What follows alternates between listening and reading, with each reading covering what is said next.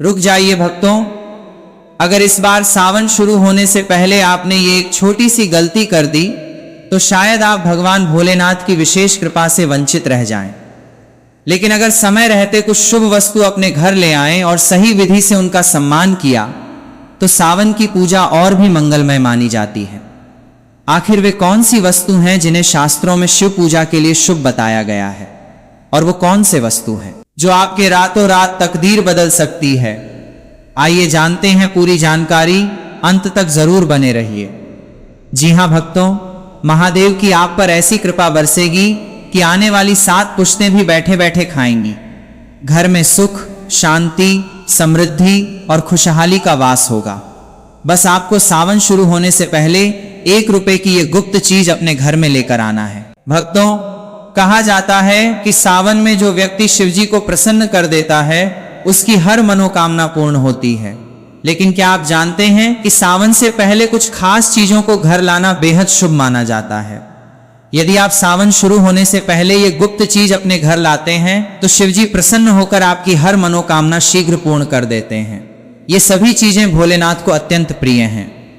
भक्तों, भगवान भोलेनाथ भोले भंडारी हैं। वे थोड़े से प्रयास से ही प्रसन्न हो जाते हैं। जो व्यक्ति भगवान भोलेनाथ की इन प्रिय वस्तुओं में से कोई एक वस्तु सावन से पहले अपने घर ले आता है तो भोलेनाथ उसके जीवन की सभी परेशानियों को दूर कर देते हैं। उस व्यक्ति को फिर कभी भी जीवन में धन की कमी नहीं होती है। भगवान भोलेनाथ उसे मनचाहा वरदान देते हैं। तो आइए भक्तों, जानते हैं ऐसी कौन सी वस्तुएं हैं जिन्हें घर लाने से भगवान भोलेनाथ बिना पूजा और व्रत के ही प्रसन्न हो जाते हैं। लेकिन भक्तों, उससे पहले अगर आप भी भोले बाबा को मानते हैं तो इस वीडियो को लाइक जरूर करें, और अगर आपने अभी तक चैनल को सब्सक्राइब नहीं किया है तो चैनल को सब्सक्राइब करके कमेंट बॉक्स में सच्चे दिल से हर हर महादेव, जय भोलेनाथ अवश्य लिखें। चलिए भक्तों, सबसे पहले हम जान लेते हैं कि 2026 में सावन का महीना कब से शुरू है और कितने सोमवार पड़ेंगे, सावन की समाप्ति कब होगी तथा रक्षाबंधन किस दिन मनाया जाएगा और व्रत का पालन कैसे करें, व्रत में कौन सी चीजें नहीं खानी चाहिए।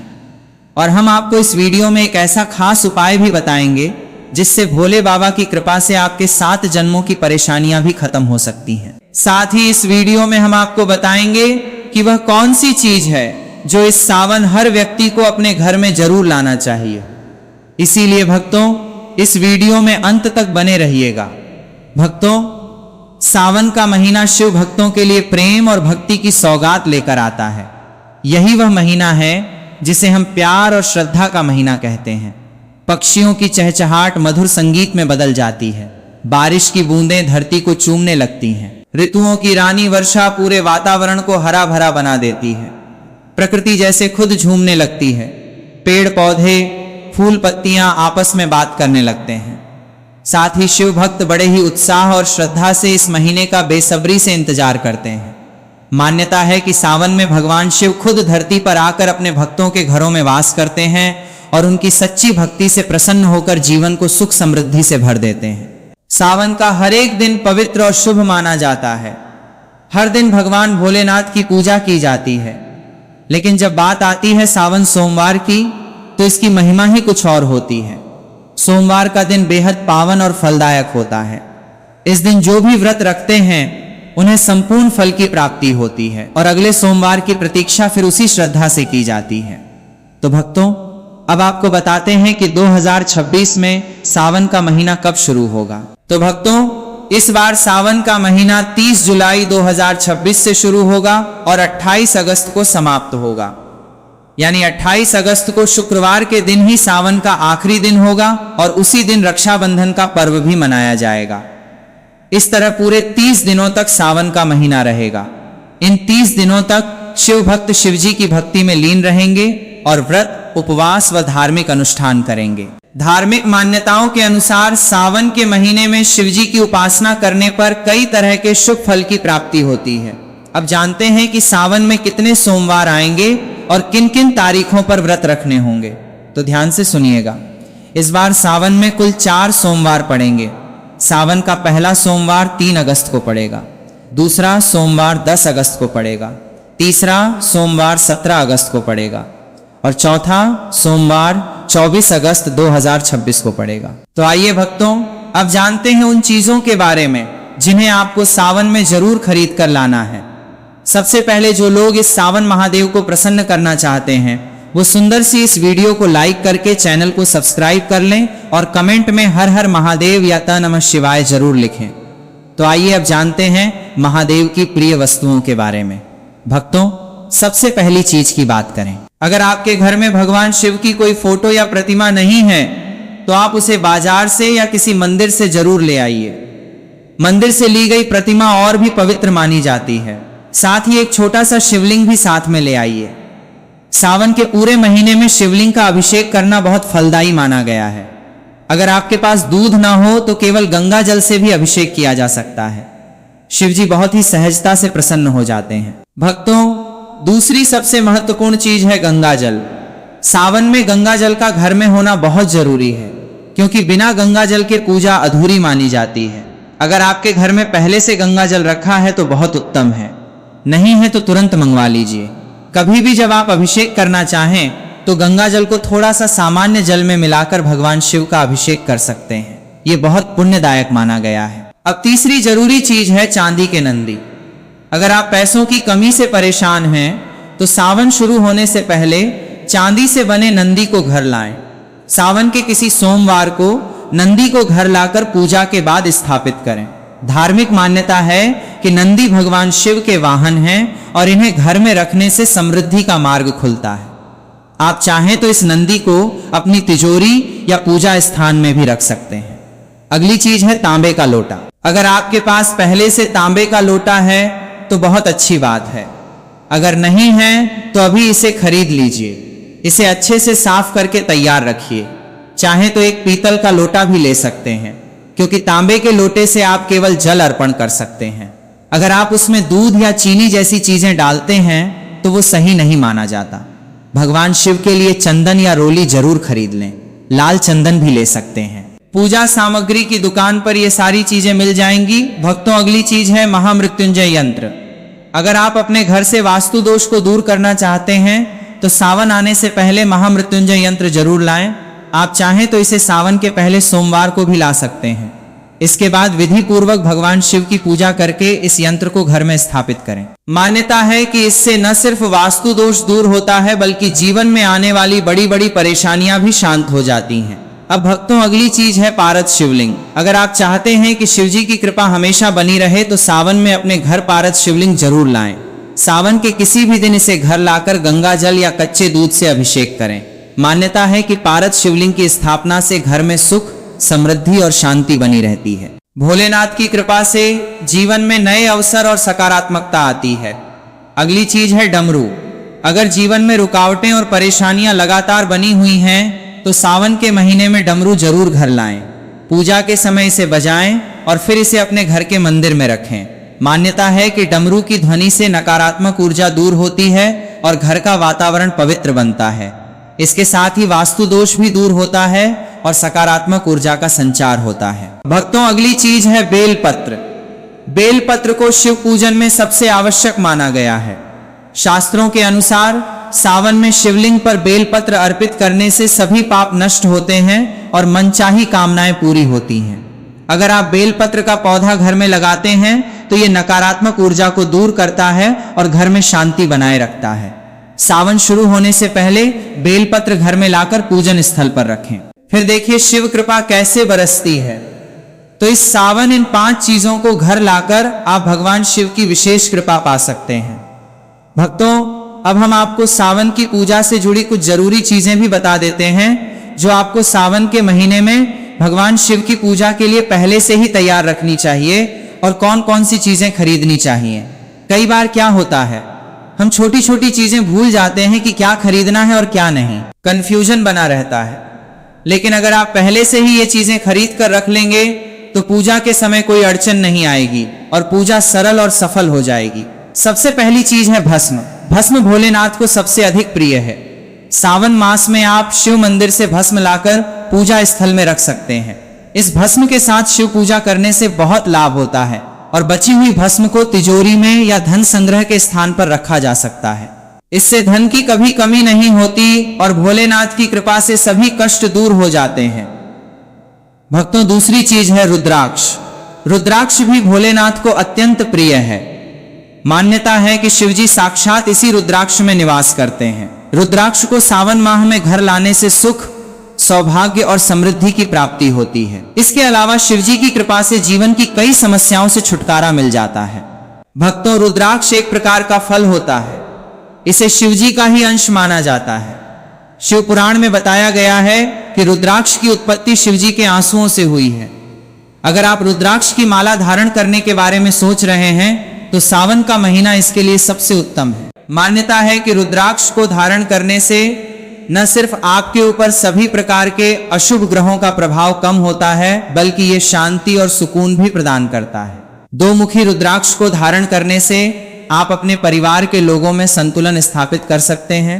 भक्तों, आप चाहें तो गौरी शंकर रुद्राक्ष को पहनकर अपने वैवाहिक संबंधों में मिठास को बढ़ा सकते हैं। भक्तों, अगली वस्तु है गंगा जल। भोलेनाथ को जल एवं गंगा जल दोनों ही प्रिय होते हैं। यही वजह है कि शिवलिंग पर बस एक लोटा जल चढ़ाने से ही शिवजी प्रसन्न हो जाते हैं।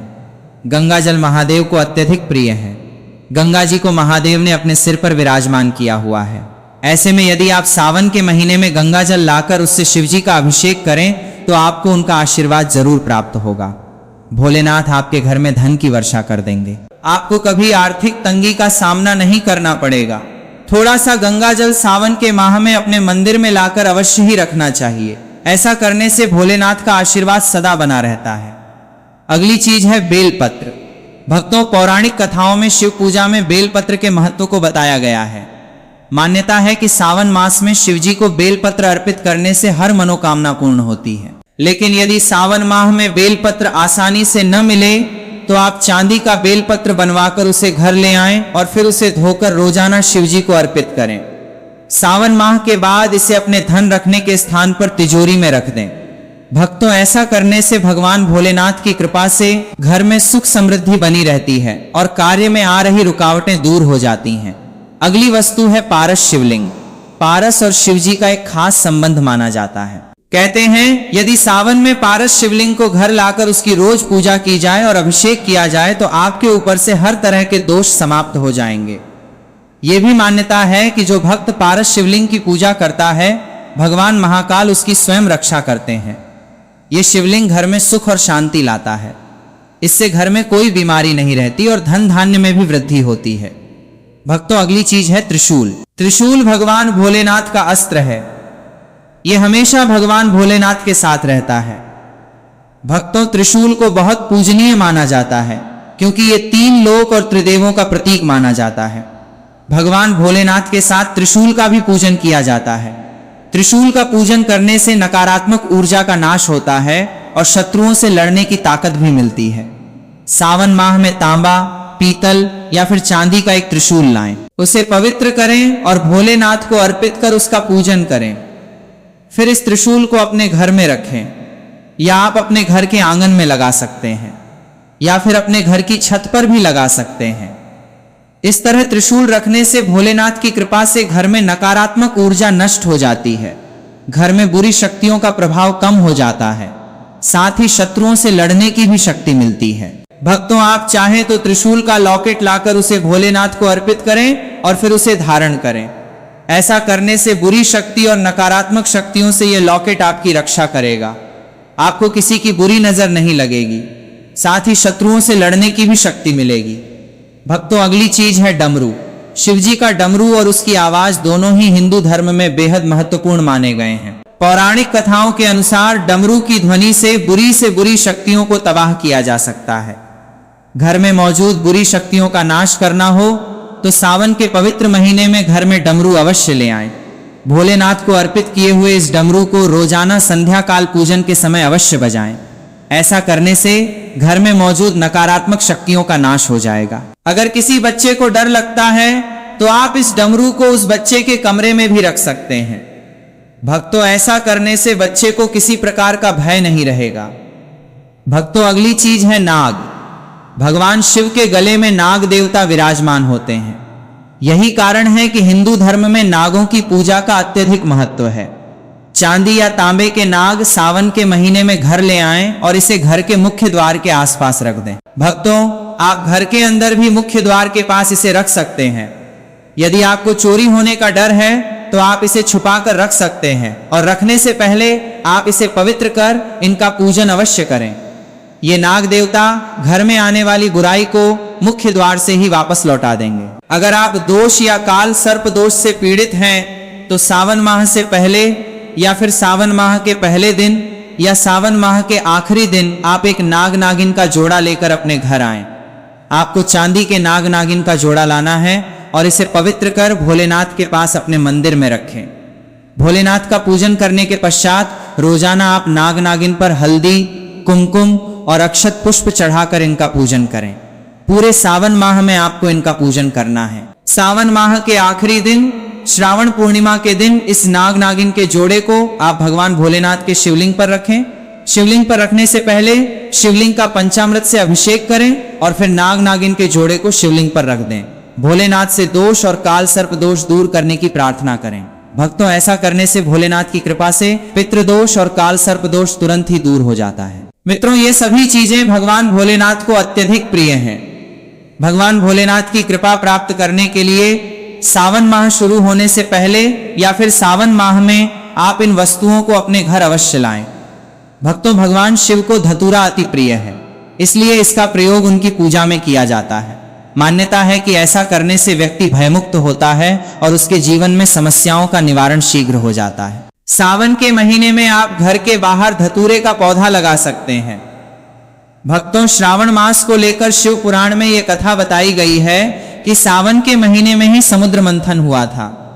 इसी महीने में भगवान शिव ने मंथन से निकले हलाहल विष को अपने कंठ में धारण किया था और इस वजह से उनका कंठ नीला हो गया था। भगवान शिव का एक नाम नीलकंठ होने के पीछे यही वजह है। इसी प्रकार से आज के युग में भी अगर कहीं किसी स्थान पर बुरी शक्तियों का अत्याचार बढ़ जाता है तो भगवान शिव किसी न किसी रूप में वहां आकर बुरी शक्तियों का नाश करते हैं। भक्तों, शास्त्रों के अनुसार माना जाता है कि एक त्रिशूल अगर किसी मंदिर में भेंट किया जाए या अपने हाथों से खुद लगाया जाए तो ऐसे व्यक्ति को जन्मों तक गरीबी का सामना नहीं करना पड़ता। भगवान शिव की कृपा ऐसे व्यक्ति पर हमेशा बनी रहती है। सावन सोमवार पर मंदिरों में एक त्रिशूल अवश्य दें। खास सावन सोमवार के दिन ही ऐसा करें, लेकिन बाकी दिन भी आप ऐसा कर सकते हैं। भक्तों, सावन सोमवार पर मोर पंख अवश्य घर में लाना चाहिए। किसी खास मौके पर ही मोर पंख घर में लाना चाहिए। ये बहुत ही शुभ और मंगलकारी माना जाता है। मोर पंख कई शक्तियों से भरा पड़ा है। जहां मोर पंख होता है उस घर में गरीबी कभी नहीं आती। ऐसे घर पर सदैव भगवान कृष्ण की कृपा बनी रहती है। भक्तों, आगे की जानकारी बताने से पहले आपसे एक रिक्वेस्ट करते हैं कि अगर आप इस चैनल पर नए हैं तो चैनल को सब्सक्राइब करके वीडियो को एक लाइक जरूर करें। साथ ही आप अपनी राशि को कमेंट बॉक्स में जरूर डाल दें, क्योंकि हम राशि से जुड़ा भाग्य भी बताते हैं और भाग्य में चल रही परेशानियों को तत्काल दूर करने के लिए आसान से आसान उपाय भी बताते हैं। इसलिए आप अपनी राशि कमेंट बॉक्स में जरूर डाल दें। भक्तों, अब बात करते हैं हरी और लाल चूड़ियों की, जो सावन में बहुत महत्व रखती हैं। आप अभी से हरी चूड़ियां और लाल चूड़ियां खरीद कर रख लें। पहले सावन सोमवार को ही इन चूड़ियों को माता गौरी को चढ़ा दें, फिर पूरे सावन में आप इन्हें पहन सकते हैं। अगर चाहें तो आगे पीछे लाल चूड़ी भी पहन सकती हैं, जो माता पार्वती के लिए होती है। हरे रंग की चूड़ी शिवजी को प्रिय है और जब भी आपको कांच की हरी लाल चूड़ियां मिलें जरूर खरीद कर पहले से रख लें। अब एक और महत्वपूर्ण बात महिलाओं के लिए है। जब भी आप सावन सोमवार का व्रत रखें और उस दिन पूजा करें तो 16 श्रृंगार करके ही पूजन करें। ऐसा करने से पति की उन्नति और घर की खुशहाली होती है। महिला अगर सावन सोमवार को पूरे 16 श्रृंगार के साथ पूजन करती है तो महादेव अत्यंत प्रसन्न होते हैं। सावन सोमवार में जो 4 सोमवार पड़ रहे हैं उनमें से किसी एक सोमवार को आपको माता पार्वती को पूरा श्रृंगार का सामान जरूर चढ़ाना है। उसमें जो सबसे महत्वपूर्ण चीज है वो है सिंदूर। सिंदूर आप माता रानी को जरूर चढ़ाएं, क्योंकि इससे माता रानी आपकी सुहाग की रक्षा करेंगी और आपके पति की आयु और तरक्की में आशीर्वाद देंगी। भगवान शिव के लिए चंदन या रोली जरूर खरीद लें। लाल चंदन भी ले सकते हैं। पूजा सामग्री की दुकान पर ये सारी चीजें मिल जाएंगी। तो भक्तों, ये सभी बातें बहुत जरूरी हैं जो आपको सावन शुरू होने से पहले ही प्लान करके रखनी चाहिए, ताकि जब सावन आए तो आप पूरी श्रद्धा और नियम के साथ भगवान शिव की पूजा कर सकें।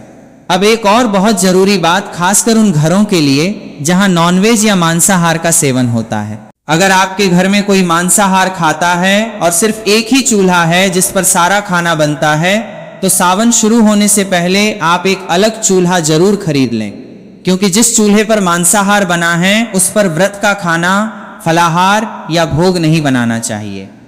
सावन साल में एक बार आता है, इसका पवित्रता से पालन करना चाहिए। आप चाहें तो एक छोटा सा चूल्हा या इंडक्शन चूल्हा ले लीजिए और उस पर सिर्फ व्रत का खाना बनाएं। साथ ही अलग बर्तन भी रखें। व्रत का खाना उसी चूल्हे या बर्तन में नहीं बनना चाहिए जिसमें मांसाहार बनता है। ये बात बहुत ध्यान देने वाली है। तो भक्तों, यदि जानकारी उचित लगी हो तो वीडियो को लाइक करें, चैनल को सब्सक्राइब करें और कमेंट बॉक्स में ओम नमः शिवाय या हर हर महादेव जरूर लिखें। धन्यवाद।